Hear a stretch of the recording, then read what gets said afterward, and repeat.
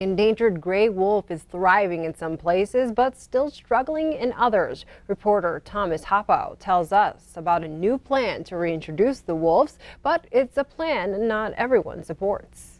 Wolves that were reintroduced in the northern Rockies have since repopulated Oregon, Washington, and even northern California, and yet they have not repopulated Colorado. For centuries, the gray wolf roamed North America in large population, but in the 1900s, they were nearly hunted out of existence. Wild wolves haven't lived in Colorado since 1940. In 1978, they were classified as an endangered species throughout the country. And we know that we're not going to see wolves repopulate Colorado on their own. Rob Edward is with Rocky Mountain Wolf Project. Their primary goal is to reintroduce the gray wolf back into Colorado. Wolves restore the natural balance when they're put back into their native systems. In 1995, the gray wolf was reintroduced into the greater Yellowstone ecosystem due to a high population of elk, something that Edwards says was helpful for the environment. They are as important to the forests of the West as a wildfire. And without them, our forests and our wild places are impoverished.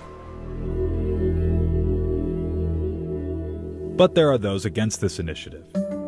Ted Harvey is a former Colorado state legislator and activist for the Stop the Wolf Coalition. This is not a good idea for Colorado. It's been devastating to the wildlife in Wyoming. It's been devastating to the ranchers in Montana and Wyoming. Harvey says this could bring up problems between ranchers and wolves. When wolves were reintroduced to Yellowstone, elk population did decrease. Ranching, it's a tough life. But ranchers like Martin Davis lost some livestock. My life savings is tied up in my cattle. And when you have something out there stealing your life savings, it's a hard pill to swallow. If a petition is approved by the Secretary of State, the question of bringing wolves back into Colorado will go to voters, something that has never been done in the history of our country. In Colorado, I'm Thomas Hoppo reporting. And Montana was on the forefront of gray wolf reintroduction efforts in the 1990s. By 2007, the number of gray wolves in Montana had grown to 422, and the U.S. Fish and Wildlife Service proposed delisting the animals. But the delisting was tied up in federal court until 2011, when Congress mandated wolves in the northern Rocky Mountains be delisted.